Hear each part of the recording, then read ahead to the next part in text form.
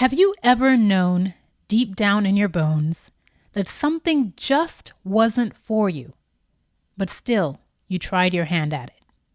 How'd that work out for you? Did you learn not to do it again? Wait, are you still doing this? In today's episode, I want to talk to you about your purpose and the 3 ways you're wrecking your ability to stay on track with it. I'll share how I learned this lesson the hard way, and in the end, offer the important reframe you need to get back on track so that you can live and work in a way that honors the true legacy you're here to create. Hey, Creating Maven.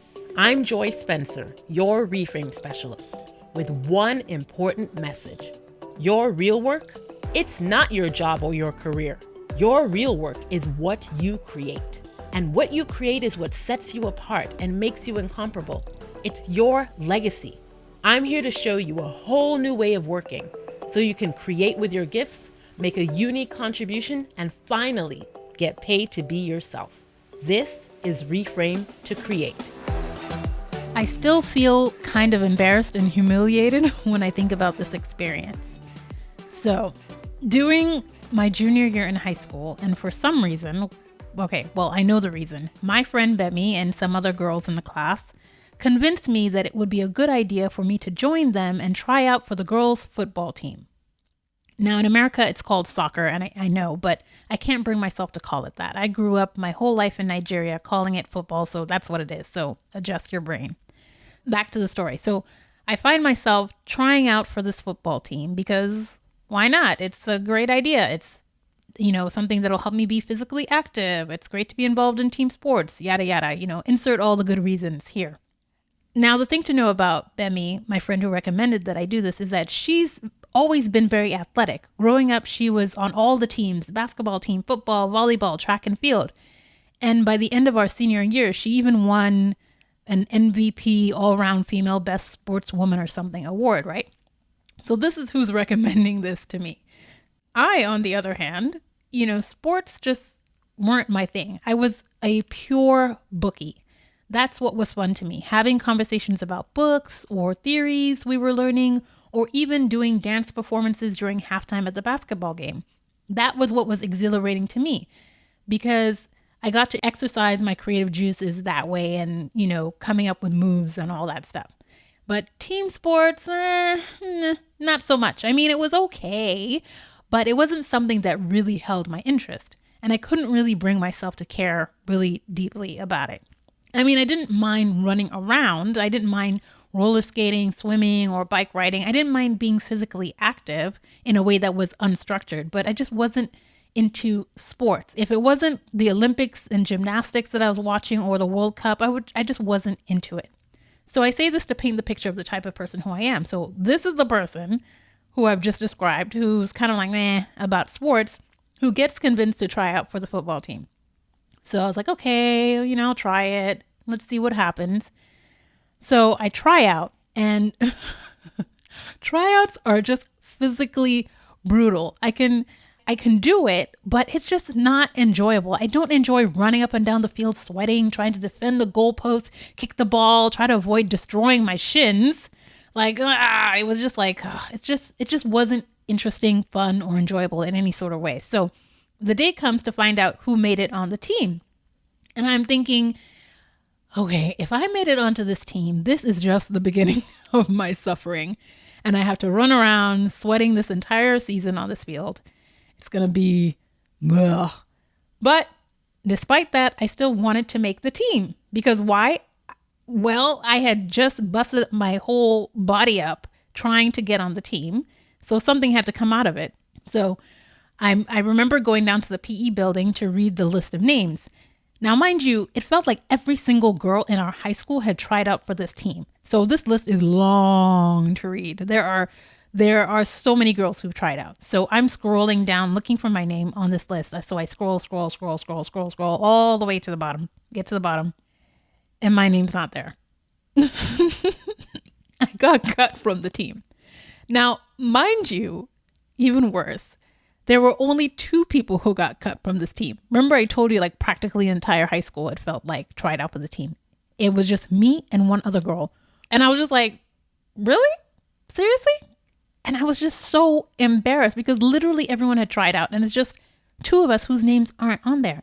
And I was pissed and embarrassed and humiliated, not because I really wanted to get on the team, but because I didn't care about this thing in the first place. And I had gone through this whole process, busted up my body, run around looking crazy. And then just to have this humiliating experience of it being so obvious that I was like literally one of only two people who didn't make the team. And even now, when I think about this story, I get upset and a little re-embarrassed all over again. But there are lessons to be learned here. So we're going to learn them. So the other girl who also got cut with me was really sad about it, but for very different reasons than me. And she went to talk to the coach and, said she would try harder. I don't remember how the conversation went, but she eventually gets on the team. So imagine the scenario now. So literally now, every single person who was tried out on this team is on the team except for me. And what did I do? Well, I didn't do anything because I had to take my humiliation like a champ, because I'm such a focused and determined person. When I want something, I know how to go for it. And I've been this way since I was younger. And even in high school, I'm like a dog with a bone. I won't let up. I know what it is. And I'm a very passionate person. But this was something that I was so meh about. It wasn't my desire. It wasn't my area of interest. It wasn't my thing. And I went in and I was running around in this field. And ultimately I got cut from something that I just didn't care about anyway. And you can get a different lesson out of this. You can do the whole rah-rah, you should never give up. You should keep trying and going on and on and on. And I get that. And that's really something to tell to somebody else, because I'm not the one. I know how to do it. I know how to do hard things. I know how to get back up when you fail and, keep trying for what it is that you want. But what I haven't always known, and what I didn't know then, is when to recognize when something is not right for me, right from the get-go.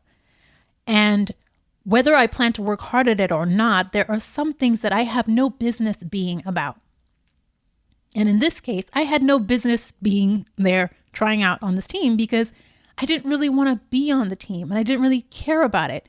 And of course, I didn't want to ultimately be humiliated, and get cut from the team, but my reasons just weren't right. I could have spared everybody their time, the coach, the teammates, myself, all the energy that I was putting into it, because I already knew things that were my areas of deep strength and passion. And they were not that. And they were things that if I had put more of my focus and energy on, I would have had more of a positive impact. I could have just skipped this whole thing because I already knew that it just wasn't my thing. So my point here is that not everything that is good and beneficial in this world is for you. Let me repeat that. Not everything that is good and beneficial in this world is for you. No matter how good it may be in and of itself, it may not be for you. And you have to have enough self-awareness to know what those things are and what they aren't. Otherwise, you'll get convinced, like me, by well-meaning people to get into doing good things, even generally very beneficial things, but things that just aren't for you. And you're going to waste a lot of time on things that are good, but just aren't for you. And if you don't know how to get out of those things quickly, you can spend a lot of time spinning your wheels in them and then beating yourself up because you don't understand why this good thing, this great thing just doesn't fit you. Well, it just doesn't. So don't turn it into a moral issue. You're not committing any crimes here. You didn't kill anyone. It just doesn't fit. There are just some things that don't fit. It's like when you try on clothes or a pair of shoes. If they don't fit you, you move on and find one that does. I hope you don't get out a hammer and bang your toes trying to make them fit into the shoe. Is that something that you're doing? That's a conversation for another day. Today, we're talking about your purpose and the ways in which you're destroying it. Okay. Let me pipe down a little bit. It's not that dramatic, but it is serious. First off, what is your purpose? That's a tough question. And to be honest, I'm not fully convinced you can understand what your purpose is or what it was until you come to the end of your life, because your purpose is the sum total of all of who you are and what you'll be and what you'll bring throughout your life. So purpose, I feel, is endgame. It's the noun. It's the conclusion. It's the, aha, that's what that was all about. That sort of comes clear when you're looking backward. It's exactly what Soren Kierkegaard said, that life can only be understood backwards, but it must be lived forwards. So I like to think about things differently to help me wrap my mind around it. I like to think of it in a way that feels more active, more like a verb. Instead of trying to figure out my purpose, I like to speak and think about living purposefully. And to me, that is a very specific thing. Living purposefully is discovering, expressing, and creating with your gifts so you can offer them in service to at least one other person. That's it. It's not defined or limited by your job or your career. It doesn't matter if you're doing it as an employee or doing it as part of your side hustle while an employee, or if you're doing it as a full-time entrepreneur. This is your real work, the real work you're here to do. And so the place doesn't matter. The venue doesn't matter. The specific form doesn't matter. These are just vehicles. These are just the packages that it comes in.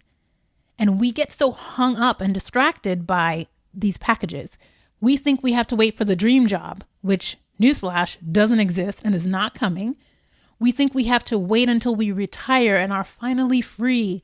Or we think we have to do it by leaving the 9-to-5 and becoming entrepreneurs. None of this is necessary because honestly, you could do all of these things. You could escape in all of these ways and still miss it. Because it's not about the place or the form. It's about being the type of person who knows how to create with your gifts and offer them in service, wherever you are. And plugging away at a job and being productive at it doesn't mean you're creating with your gifts. Creating with your gifts requires that you be more focused, deliberate, and intentional about your gifts and your unique contribution. It means you're highly attuned to this and not just the job description as is written by someone in HR. So how is it that you might be wreaking havoc on your ability to live purposefully? Well, one way you're doing it is by focusing on success instead of being purpose-driven. If you work, it's normal that you're surrounded by people who are thinking about and talking about success all the time. What is it? What does it take to be successful, etc.?